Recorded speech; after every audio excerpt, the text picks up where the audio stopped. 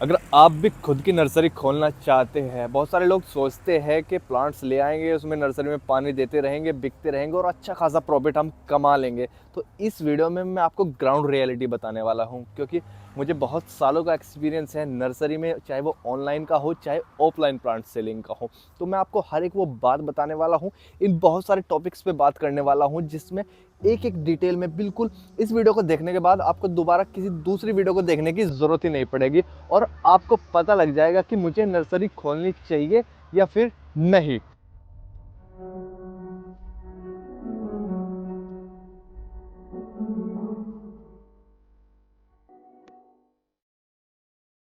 नमस्कार दोस्तों, मैं हूं मोहित सैनीदेव, आपका अपना बगीचे वाला। तो सबसे पहले बात करते हैं एक रियलिटी चेक की। देखो, नर्सरी का जो बिजनेस है, आप जैसे इंस्टाग्राम पे देखते हो, यूट्यूब पे देखते हो, बड़ा ही प्यारा खूबसूरत सा ग्रीनरी सा, लेकिन असल में क्या वो ऐसा ही होता है? तो आपको मैं थोड़ा बता दूं कि इतना फैंटेसाइज करने की ज़रूरत नहीं है, क्योंकि बहुत सारी चीज़ें होती है, बहुत सारे प्रॉफिट होते हैं, लॉस होते हैं, धूप होती है, मिट्टी होती है और बहुत सारे फैक्टर हो जाते हैं, जिसमें कभी ना कभी आपको प्रॉफिट के साथ साथ थोड़ा सा लॉस भी झेलने को मिलता है। आगे वीडियोस में बात करूंगा एक एक टॉपिक को लेकर, लेकिन सिर्फ इतना ब्यूटीफुल नहीं होती चीज़ें जितने आपको सोशल मीडिया पर दिखाई जाती है। अब बात करते हैं सबसे इम्पोर्टेंट चीज़ की, जिसको आपको ध्यान रखना होता है नर्सरी का बिजनेस स्टार्ट करने से पहले, क्योंकि यही चीज़ आपका 80% डिसाइड करती है कि आपका क्या रेवेन्यू रहने वाला है, क्या प्रॉफिट होने वाला है, क्या लॉस होने वाला है और इसमें आपका फ्यूचर क्या होने वाला है। और वो चीज़ है लोकेशन। आपको ऐसी लोकेशन चूज़ करनी होती है जहाँ पे अच्छा खासा आपको ट्रैफिक मिल पाए। तो सबसे बेस्ट लोकेशन जो होती है वो होती है हाईवे।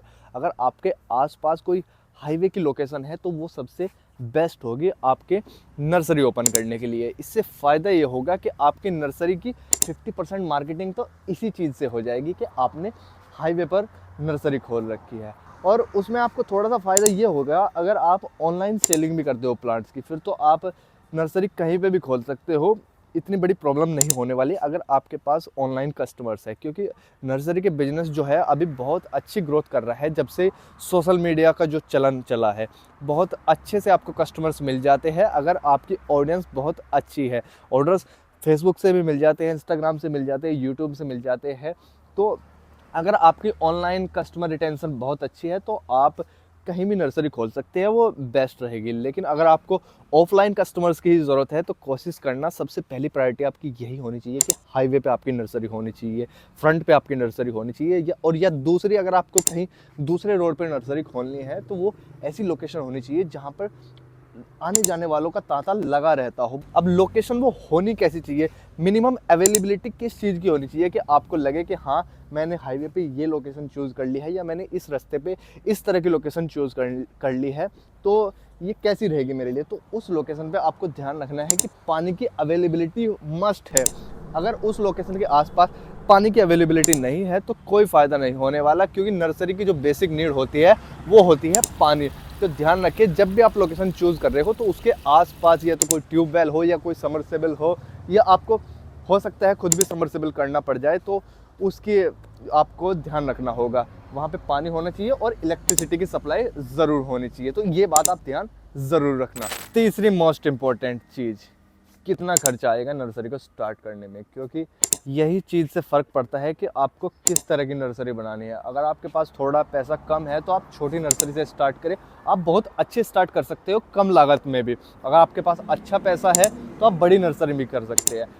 तो कितना खर्चा जो है नर्सरी में लगता है, तो मिनिमम ये मान के चलो आप 30 से 50 हज़ार में आप अपनी नर्सरी स्टार्ट कर सकते हो। देखो, इसे मैं डिवाइड इस तरह से कर सकता हूँ।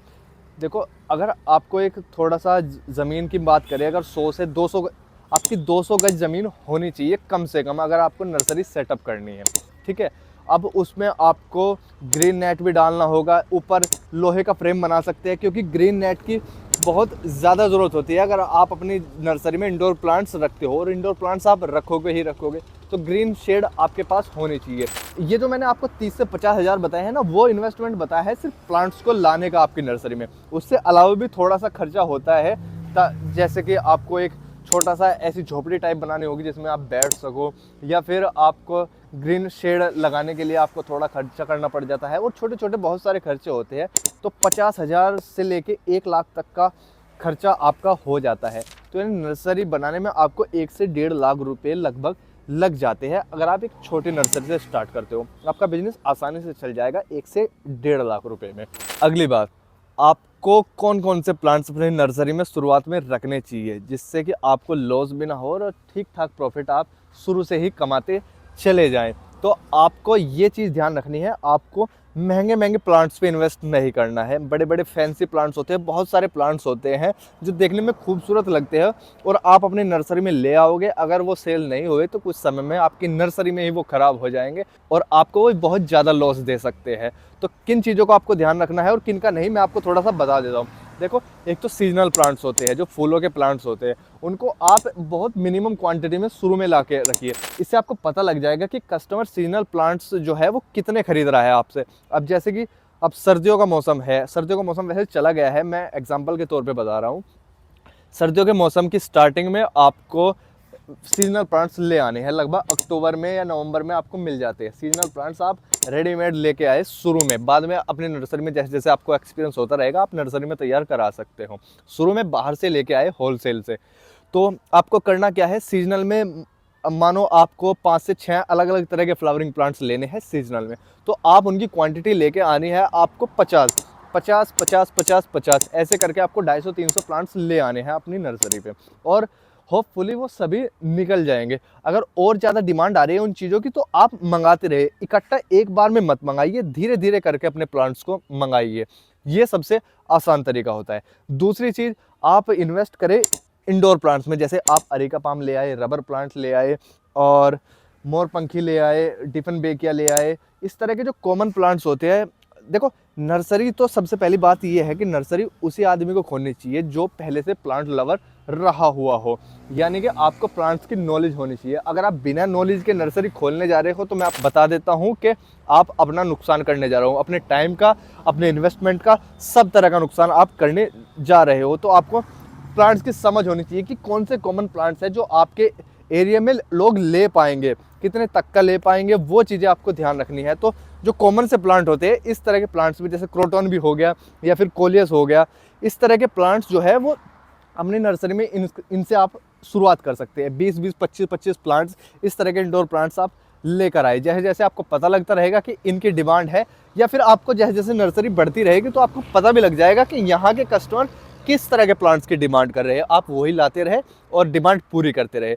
धीरे धीरे जैसे आप बढ़ते रहेंगे आपको समझ आती रहेगी कि कौन से प्लांट कितनी क्वांटिटी में मुझे अपनी नर्सरी में रखने हैं, जिससे मैं सिर्फ प्रॉफिट ही कमा सकूं, लॉस के चांसेस बहुत कम हो जाए। अगली चीज़ कि आपको प्लांट्स लाने कहाँ से है, कहाँ से आपको इंपोर्ट करने हैं प्लांट्स। तो देखो, अलग अलग जगह की अलग अलग चीज़ें हैं, मैं आपको बता देता हूँ। हम रहने वाले हैं थाना भवन शामली, शामली डिस्ट्रिक्ट पड़ता है यूपी में। तो यहाँ पर जो मैक्सिमम नर्सरीज है वो माल उठाती है आपका सहारनपुर के पास चिलकाना रोड है, वहाँ पे बहुत सारी होलसेल की नर्सरीज है, वहाँ से माल उठाते हैं। अच्छी खासी क्वांटिटी में आप उठाते हैं तो बहुत अच्छा डिस्काउंट मिल जाता है आपको। पहली तो चीज़ ये रही।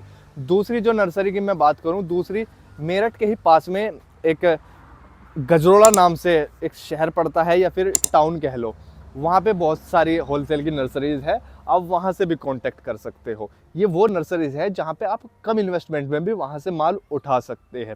ठीक है, अब बात करते हैं, अगर आपको बड़े स्केल पे नर्सरी खोलनी है, बहुत ज़्यादा क्वांटिटी में आपको माल उठाना है और आपको लगता है कि अच्छी प्राइसिंग में मिल जाए, तो आप डायरेक्ट कलकत्ता या पुणे बात कर सकते हो। मेनली कलकत्ता में बहुत ह्यूज लेवल पे इनकी मैन्युफैक्चरिंग होती है, इन प्लांट्स को प्रिपेयर किया जाता है, तैयार किया जाता है। वहाँ से अगर आप लाते हो तो आपको बहुत ही ज़्यादा जेन्युइन रेट पे, बहुत ही रीजनेबल प्राइस में आपको वहाँ से प्लांट्स मिल जाते हैं। बस थोड़ी सी ये है कि आपको कॉस्टिंग ज़्यादा पड़ जाती है कलकत्ता से मंगाने में। अगर कलकत्ता के आप आसपास हो तो फिर तो कोई प्रॉब्लम नहीं है, आप आसानी से मंगा लें। लेकिन आप इधर सहारनपुर, मेरठ, मुजफ्फरनगर या दिल्ली के आसपास हो तो कलकत्ता से लाने में आपको बहुत ज़्यादा ट्रांसपोर्ट चार्ज लग जाएगा। लेकिन अगर आप बड़ी क्वांटिटी में प्लांट्स मंगा रहे हो तो वो ट्रांसपोर्ट चार्ज भी आपके लिए मायने नहीं रखेगा। तो ये चीज़ें है। और बाकी अब गूगल का ज़माना है, सोशल मीडिया का ज़माना है, तो आपको ये भी पता लग जाएगा कि आपके एरिया के आसपास कौन सी बड़ी बड़ी होलसेल नर्सरीज है जहां से आप माल उठा सकते हो। अगले इंपॉर्टेंट चीज़, कौन सी लीगल प्रोसीडिंग्स आपको करनी होगी अपने नर्सरीज को खोलने के लिए, क्या रजिस्ट्रेशन लेने होंगे, किस तरह की चीज़ों पे आपको ध्यान देना है, वो मैं आपको जल्दी जल्दी बता देता हूँ। देखो, या तो आप लोकल शॉप का रजिस्ट्रेशन करा सकते हो, ठीक है, पहली चीज़। दूसरी, अगर आप छोटे स्केल में कर रहे हो तो मैं बता दूं आपको किसी तरह की कोई रजिस्ट्रेशन की ज़रूरत होती ही नहीं है। आपको कुछ भी कराने की ज़रूरत नहीं है, कोई भी रजिस्ट्रेशन, कोई सी प्रोसीडिंग कराने की बिल्कुल भी ज़रूरत नहीं है। अगर आप थोड़े बड़े लेवल पे कर रहे हो तो आपको शॉप का रजिस्ट्रेशन कराना होगा, नर्सरी का रजिस्ट्रेशन कराना होगा, और साथ में आपको जीएसटी की भी ज़रूरत पड़ सकती है। तो इन चीज़ों का ध्यान आपको तब रखना है अगर आप बड़े स्केल पे अपना काम जोड़ रहे हो नर्सरी का। अगर छोटी नर्सरी कर रहे हो 200, 300, 400 गज में, तो आपको किसी चीज़ की ऐसी ज़रूरत नहीं है। आप नॉर्मली अपनी नर्सरी खोलो, आपको कोई जीएसटी नंबर लेने की ज़रूरत नहीं है, आपको किसी तरह का कोई रजिस्ट्रेशन भी कराने की ज़रूरत नहीं है। ये मैं आपको बता रहा हूँ प्रैक्टिकल एक्सपीरियंस से। वैसे आप कहीं यूट्यूब पे वीडियो देखोगे तो आपको बताएंगे ये वाला रजिस्ट्रेशन करा लो, वो करा लो, ये वो फलाना ठिकाना, लेकिन नहीं, बस छोटी मोटी नर्सरी है तो किसी रजिस्ट्रेशन की कोई ज़रूरत नहीं पड़ने वाले। जैसे जैसे आपका काम बढ़ता रहेगा, ईश्वर करेगा कि आपका उन्नति बहुत अच्छी तरह से हो, तो आप रजिस्ट्रेशन अपने आप ही करा लोगे, क्योंकि आपकी नर्सरी, आपका जो अच्छा खासा प्रॉफिट है वो खुद डिमांड करेगा कि जीएसटी बना लो, या जो भी चीज़ें हैं वो बाद की बात है। लेकिन शुरुआत की नर्सरी में आपको इस तरह की चीज़ों को करने की बिल्कुल भी ज़रूरत नहीं है, टेंशन मत लीजिए। अगली बात, प्लांट्स लाने से पहले 2-3 चीज़ों का आपको ध्यान रख लेना है, अपनी नर्सरी में सेटअप कर लेनी है। पहली चीज़ है वाटरिंग की। मैंने अवेलेबिलिटी बताई कि आसपास में वाटरिंग का सिस्टम होना चाहिए, चाहे समरसेबल हो, चाहे कोई ट्यूबवेल हो, उनसे आपको करके अपनी नर्सरी तक का जो है पासेज एक बनवा लेना है। पहली बात वाटरिंग की हो गई। दूसरी, इलेक्ट्रिसिटी। आपके आसपास इलेक्ट्रिसिटी सप्लाई होनी चाहिए। अगर इलेक्ट्रिसिटी सप्लाई नहीं भी है तो आप सोलर का, कुछ सोलर प्लेट्स आती है, उनका यूज़ करके, क्योंकि लाइटिंग की आपको ज़रूरत पड़ेगी, बहुत सारी चीज़ें होती है जिनकी आपको ज़रूरत पड़ती है, तो इलेक्ट्रिसिटी की आपको हल्की सी ज़रूरत होने वाली है, ज़्यादा नहीं। तीसरी क्या चीज़ है, आपको सोयल का जो है इंतज़ाम करना पड़ेगा आसपास में, अगर कोई खेत की सोयल होगी, क्योंकि कभी कभी कुछ प्लांट्स को हम छोटे लेके आते हैं, उन्हें बड़ी पॉली बैग में हम कन्वर्ट करते हैं, तो उसके लिए सोयल की रिक्वायरमेंट होती है। तो उस सोयल के लिए आपको आसपास के खेत की मिट्टी अगर मिल जाए तो आप 1-2 बुग्गी अपनी नर्सरी में डलवा सकते हो, ये चीज़। उससे अगली जो इम्पोर्टेंट चीज़ है वो है शेड की। शेड आपको अपने इंडोर प्लांट्स के ऊपर शेडिंग करनी बिल्कुल कंपलसरी है, उसके बिना आपकी नर्सरी में काम नहीं चलने वाला। फ्लावरिंग प्लांट को आप धूप में रख लेना, बहुत सारे आउटडोर प्लांट्स होते हैं उनको भी आप धूप में रख लेना, लेकिन जो इंडोर प्लांट्स होते हैं, जैसे अरिका पाम हो गया, डिफनबेकिया हो गया, रबर प्लांट हो गया, एग्लोनिमा हो गया, क्रोटॉन हो गया, ऐसे ऐसे बहुत सारे प्लांट्स होते हैं जिनको शेड्स की ज़रूरत पड़ती है, क्योंकि सर्दियों में पाला पड़ता है, उससे आपको शेड बचाता है, गर्मियों में बहुत तेज़ धूप होती है, उससे भी आपको शेड बचाता है। तो शेड के लिए आपको करना क्या है, ग्रीन नेट आता है। ग्रीन नेट आप 60-70% की डेंसिटी में आता है, वो आप कहीं से आपके आसपास मिल जाए या आप इंतज़ाम कर लेना, वो शेड आपके इंडोर प्लांट्स के ऊपर होना ही होना चाहिए। तो ग्रीन नेट जो है कंपलसरी है इंडोर प्लांट्स के लिए। अगली इंपॉर्टेंट चीज़ आती है कि आपको लेबर की भी ज़रूरत पड़ने वाली है या नहीं नर्सरी में। देखो, लेबर की अगर हम ज़रूरत की बात करें, अगर आपकी छोटी नर्सरी है तो आप अकेले संभाल सकते हो, अगर आप पहले से एक प्लांट लवर हो, आपको प्लांट्स की नॉलेज है, ठीक है। अगर आपको बहुत कम प्लांट की नॉलेज है तो आपको एक ऐसा लेबर रखना पड़ेगा जिससे थोड़ी बहुत प्लांट की समझ हो। आप उसके साथ मिलके साथ में नर्सरी में रहोगे, प्लांट्स की केयर करोगे, तभी काम चलेगा। तो एक के साथ एक लेबर तो चाहिए। एक आप मालिक हो गए, आपको थोड़ी बहुत नॉलेज है, अच्छी खासी नॉलेज है, तो आप प्लांट्स को देख लोगे। लेकिन जो थोड़ा हार्ड वर्क का काम होता है, क्योंकि आपको बाहर की बहुत सारी चीज़ें देखनी होती है, और तो लेबर जो है एग्जैक्टली आपकी नर्सरी पे काम करेगा। जो भी हार्ड वर्क होगा, जिस तरह की भी प्लांट को इधर से उधर करना हुआ, अपने सोयल डालनी हुई प्लांट्स में, नए बैग्स भरने हुए, तो वो काम लेबर ही करेगा। तो आप कम से कम, अगर छोटी नर्सरी है तो आप एक लेबर जो है रख सकते हो। वो आप डिपेंड करेगा वो कितने रुपए लेता है, वो आपके एरिया पे डिपेंड करेगा कि महीने के 4,000, 5,000, 10,000 या 10,000 रुपये में लगभग आपको लेबर मिल जाएगी, 10,000 तक।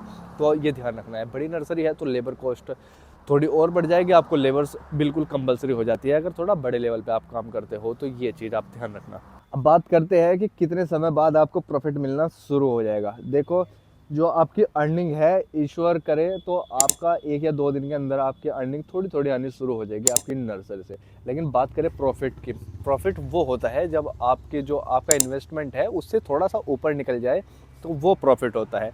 तो प्रॉफिट आपको गेन करने में लगभग 3 से 6 महीने लग जाएंगे, क्योंकि अभी आपने इन्वेस्टमेंट किया है तो डायरेक्ट तो आपका प्रॉफिट आना शुरू नहीं हो जाएगा, आपकी अर्निंग होनी शुरू हो जाएगी, लेकिन प्रॉफिट में 3 से 6 महीने का समय लगेगा। फिर एक साइकिल चलती रहेगी, आप कम इन्वेस्टमेंट लाते रहोगे और पुराने प्लांट्स भी निकलते रहेंगे, नए प्लांट्स भी निकलते रहेंगे, तो ओवरऑल प्रॉफिट आपको अच्छा महसूस होना शुरू हो जाएगा और आपकी पॉकेट में आना भी शुरू हो जाएगा। आई होप आपको इस वीडियो से बहुत कुछ सीखने को मिला होगा। मैंने बहुत सारी चीज़ों पे बड़ी डिटेल में बात की है, लेकिन अगर आपको लगता है कि कुछ ऐसी बात थी जो मैं इस वीडियो में कवर नहीं कर पाया हूँ, तो आप कमेंट सेक्शन में मुझसे वो सवाल पूछ सकते हो। मैं उसका जवाब या तो कमेंट में ही दे दूंगा या उसके लिए एक डेडिकेटेड वीडियो बना दूंगा। इस चैनल को आप सब्सक्राइब कर लेना, क्योंकि इस चैनल पर हम बड़ी ही डिटेल में, बड़ी ही सरल भाषा में आपको गार्डनिंग की, नर्सरीज की नॉलेज देते रहते हैं। इस वीडियो को लाइक कर देना और भेज देना उन प्लांट लवर दोस्तों को जिनका मन है कि वो भी जीवन में कभी नर्सरी खोले। मिलते हैं किसी अगली वीडियो में, तब तक के लिए धन्यवाद।